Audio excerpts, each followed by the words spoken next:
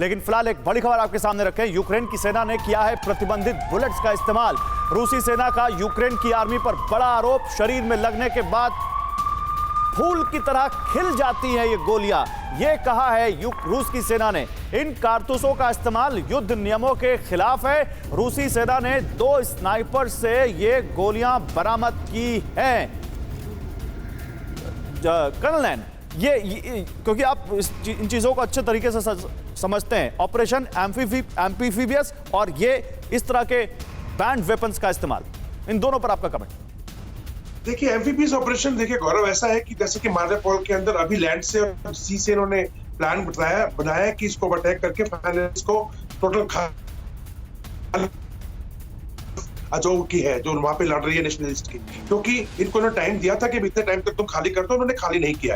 अब जहां तक सवाल है, जो जितनी भी शिप्स इनकी आ रखी है सी ऑफ अजोव के अंदर से, उसके अंदर से अटैक बोट्स के अंदर मेरिन कमांडोज बैठ करके वो सी पे लैंड करते हैं, जो लैंडिंग बंदरगाह है, लैंड करेंगे वहां पे, और वहां से फिर वो एक इन्फेंट्री के तरीके से अपने ऑपरेशन जो है वो कैरी ऑन करते हैं। दूसरी तरफ से जो प्लान है वो है कि लैंड की तरफ से तो बाकी सेना यूक्रेन की, सॉरी रशिया की, वो अटैक करेगी। सेम प्लान है जो सुमेरा बता रहे थे, वो सेम प्लान है माइकल लीव से लेकर के ओडिशा की तरफ, और ओडिशा से समुद्र की तरफ से, जहां पे कि मॉस्को का जो शिप है, फ्लैगशिप, इसको उड़ाया गया। देखिए, मैं एक चीज बताना चाहूंगा, ये सारा का सारा गेम बिल्कुल क्लियर है। अभी इसके अंदर अमेरिका पूरा गेम खेल रहा है। इनके सेक्रेटरी ऑफ स्टेट जो है एंटनी ब्लिंकन ने बिल्कुल स्टेटमेंट दे दिया है कि ये युद्ध जो है 2022 के अंत तक खींचेगा, यानी ये पूरा प्लान है। जहां तक रशिया का सवाल है, देखिए मॉस्को के डूबने के बाद उनकी आन बान शान पे बन आई है, पुतिन की इमेज डाउन हुई है, पुतिन थोड़े फ्यूरियस हो गए हैं। अभी सारे के सारे सिटीज पे बम्बार्डमेंट शुरू हो गया। ये बोल दिया कि कोई ट्रेन दिखाई देगी उसको उड़ाएंगे, कोई कॉन्वॉय दिखाई देगा उसको उड़ाएंगे,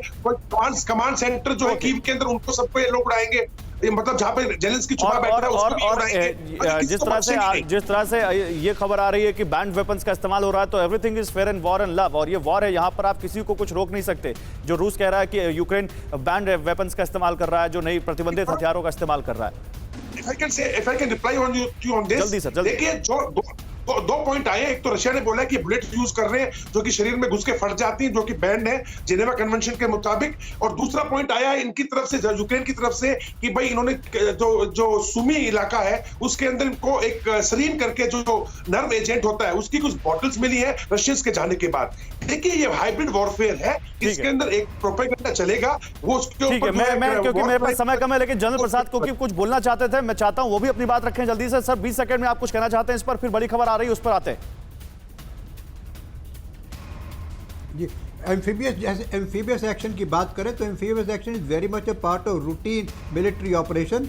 it's a multi directional attack, जिसको नॉर्थ इन्फेंट्री टैंक्स और आर्मर्ड व्हीकल्स अटैक करेंगी, साउथ की तरफ से सी के जरिए, जैसा कर्नल साहब बता रहे थे, एम्फीबियस लैंडिंग होगी। Amphibious landing second world war से चली आ रही है, तो वो भी एक उनको ऊपर नीचे से प्रेशर डालेगी।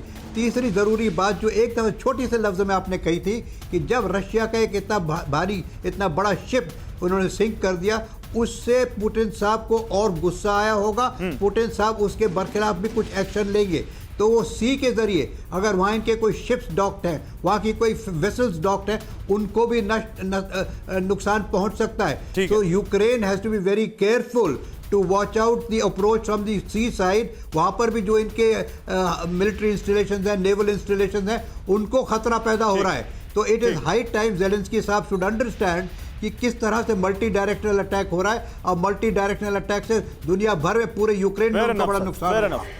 परवाह देश की, सोमवार से शुक्रवार रात 10 बजे TV9 भारतवर्ष पर।